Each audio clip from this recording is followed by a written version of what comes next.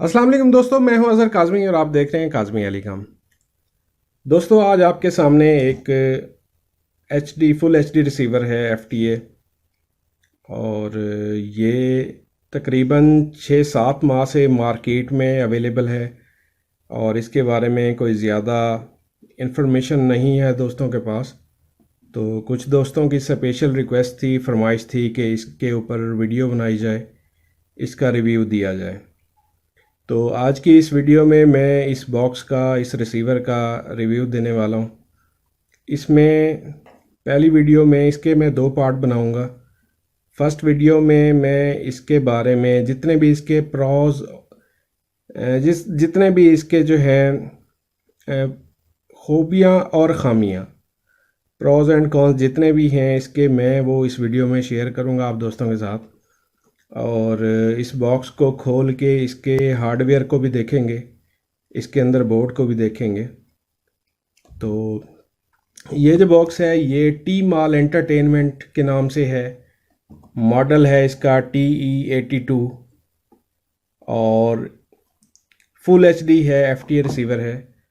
इसमें वो तमाम खूबियाँ हैं जो एक आम रिसीवर में होनी चाहिए, या यूँ कह लें जो चाइना वाले बॉक्सेस में होती हैं। तो इसकी खूबियों में से सबसे अच्छी जो खूबी है वो ये है कि इसमें ट्यूबी कास्ट एक ऐप है जो प्ले स्टोर से डाउनलोड हो जाती है और जिसके ज़रिए हम अपने मोबाइल की स्क्रीन को इसके ज़रिए टीवी पे देख सकते हैं। यानी screen mirroring from mobile to TV. Screen mirroring की ऑप्शन है इस बॉक्स में, जो कि नॉर्मली हमें किसी भी बॉक्स में नहीं मिलती। 4K बॉक्सेस में हमें मिल रही है। जो सिंपल सादा बॉक्स हैं, किसी भी बॉक्स में हमें ये ऑप्शन नहीं मिलती। ठीक हो गया। एक चीज़ यहाँ पे क्लियर करता चलूँ कि मोबाइल की स्क्रीन को हम टीवी पे देख सकते हैं, ना कि हम टीवी चैनल्स को, सैटेलाइट चैनल्स को अपने मोबाइल पे देख सकते हैं। ये वन वे मिररिंग है। सिर्फ अपनी मोबाइल की स्क्रीन को इस रिसीवर के थ्रू हम टीवी पे देख सकते हैं, वो भी हमारा जो है वाईफाई सेम नेटवर्क पे होना चाहिए। ठीक हो गया। ये इसमें सबसे अच्छा फ़ीचर है, क्योंकि इस फीचर के लिए अक्सर जो टेलीविज़न्स हैं उनमें ये वाला स्क्रीन मिररिंग वाला फ़ीचर नहीं होता। तो अपने मोबाइल की शेयरिंग के लिए, मोबाइल डाटा की बिग स्क्रीन पे शेयरिंग के लिए हमें डिवाइस यूज़ करनी पड़ती है जो आम तौर पे क्रोम कास्ट के नाम से आती है। तो उसकी प्राइस भी देखी जाए तो तकरीबन 1500 से ऊपर ही है। तो बहरहाल यही फ़ीचर इस रिसीवर में है। इसकी प्राइस भी मैं आपको बताता हूँ। सबसे पहले इसकी जो खूबियाँ हम देख रहे हैं उसमें सबसे पहले यही था कि इसमें क्रोम कास्ट, इसमें स्क्रीन मिररिंग की ऑप्शन है। अब आ जाते हैं बॉक्स की शेप पे। शेप जो है अच्छी है, नॉट बैड। और इसमें जो दूसरी खूबी है वो ये है कि इसमें 1 साल की वारंटी है। ये यहाँ पे वारंटी सील लगी हुई है। 1 साल की इसमें वारंटी है, सॉफ्टवेयर की और हार्डवेयर की, दोनों की 1 साल की कंपनी वारंटी दे रही है। ये इसमें जो है मेन इसकी खूबियाँ हो गई। और इसमें चंद एक खामियाँ भी हैं, वो भी हम साथ के साथ डिस्कस कर लेते हैं। अभी मैं इसको खोल भी लेता हूँ। खोल के भी आप दोस्तों के साथ इसका बोर्ड मैं आप दोस्तों के साथ शेयर करता हूँ। इसका जो रिमोट है, ये देखें, ये इसके साथ पहले रिमोट आया करता था, अब इसके साथ ये वाला रिमोट आ रहा है। ये इसके रिमोट की कंप्लेंट थी तो कंपनी ने इसका रिमोट चेंज किया है, लेकिन इसमें भी जो हैं कुछ खामियां अभी भी हैं। वो ये हैं कि पहले इसमें यहाँ पे ऑडियो का बटन था, की थी, अब यहाँ पे सेटेलाइट है, क्योंकि सॉफ्टवेयर भी इन्होंने मॉडिफाई किया। पहले हमें डायरेक्ट सेटेलाइट नहीं मिलता था, तो अब इन्होंने सेटेलाइट यहाँ पे डाल दिया है, तो ऑडियो वाला फ़ीचर ख़त्म हो गया। ये एक ड्रॉबैक हो गया। उसके बाद यहाँ पे पहले हेल्प था, अब इन्फो डाल दिया, इन्फो डायरेक्ट आ जाता है। पहले इन्फो डायरेक्ट नहीं आता था, इससे आ जाता था लेकिन नहीं आता था। नेक्स्ट वीडियो में जब मैं डिटेल से इसका ऑपरेशन शेयर करूँगा तो उसमें ये चीज़ें मैं क्लियर कर दूँगा कि पुराने रिमोट से कैसे ऑपरेट होगा, और नया रिमोट तो वैसे ईजी है। ठीक है जनाब, ये इन्होंने थोड़ी सी तब्दीलियाँ की हैं। बाकी रिमोट थोड़ा सा छोटा भी हो गया और कीज़ इसकी थोड़ी छोटी हो गई हैं। पहले वाला रिमोट थोड़ा सा बड़ा था, लेकिन ये इतना हैंडी नहीं है रिमोट। और इसकी जो सेंसिटिविटी है आईआर की वो भी इतनी अच्छी नहीं है, इतनी ख़ास नहीं है। ये यानी थोड़ा सा दूर बैठ के या थोड़ा सा अगर रिसीवर से साइड पे आपने करके रिमोट यूज़ किया तो वो भी कोई इतना अच्छा ख़ासा जो है काम नहीं करता। ये रिमोट हो गया। अब जो है बॉक्स को ओपन कर लेता हूँ।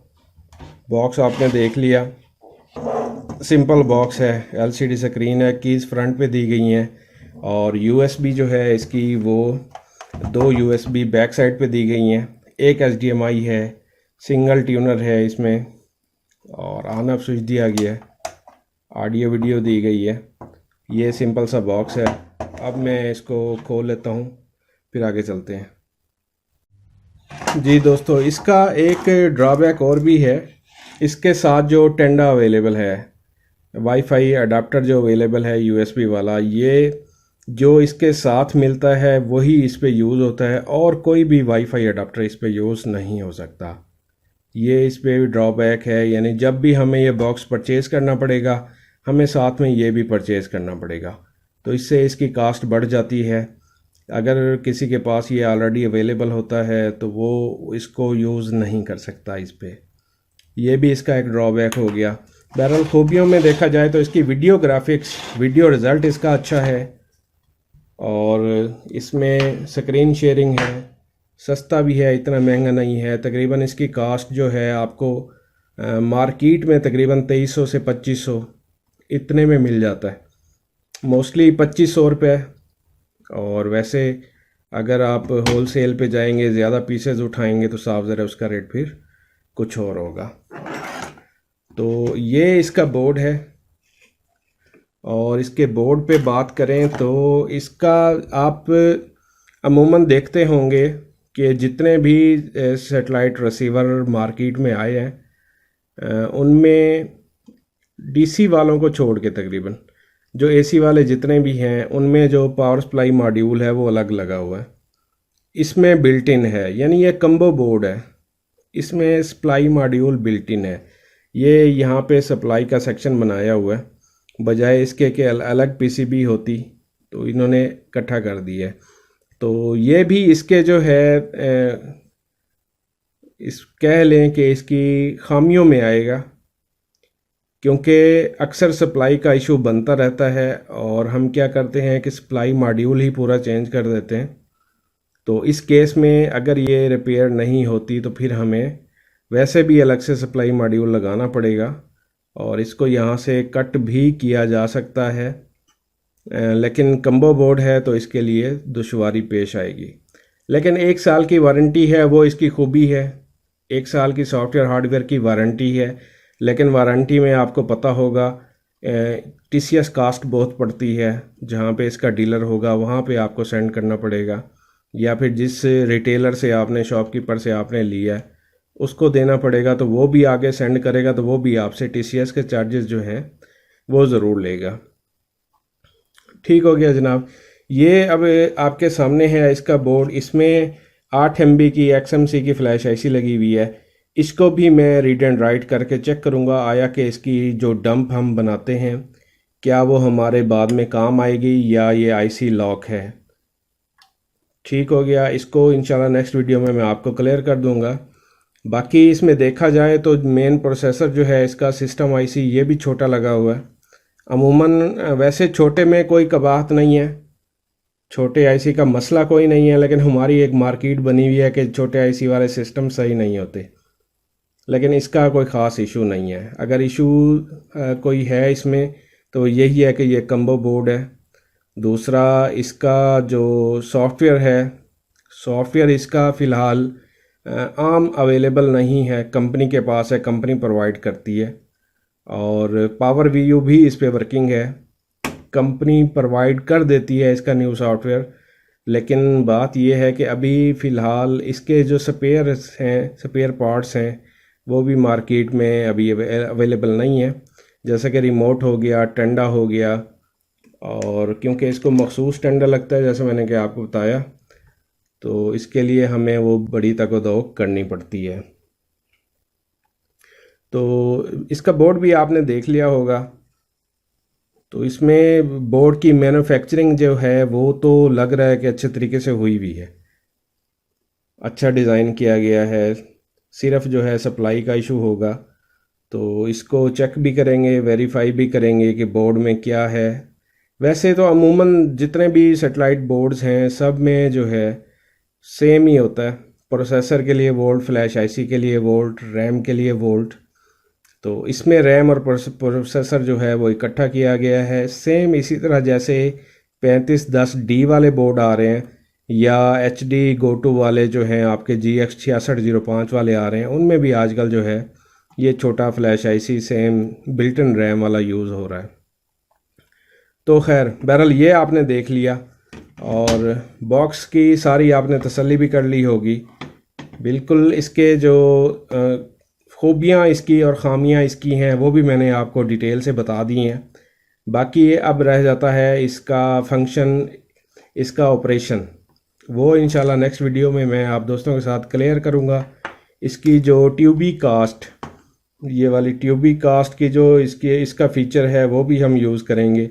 अपने मोबाइल स्क्रीन को अपनी टीवी पे कैसे देख सकते हैं इस रिसीवर के थ्रू, और बाकी इसमें सी लाइन वगैरह वो कैसे एंटर होती है, और बाकी सेटेलाइट सेटिंग कैसे होती है, सब इंशाल्लाह नेक्स्ट वीडियो में मैं क्लियर कर दूंगा। ये थी दोस्तों आज की वीडियो। उम्मीद करता हूँ आपके नॉलेज में काफ़ी इजाफा हुआ होगा, और वो जो दोस्त जिनकी स्पेशल रिक्वेस्ट थी उनकी रिक्वेस्ट आज पूरी हो गई। नेक्स्ट वीडियो तक के लिए अल्लाह हाफिज़।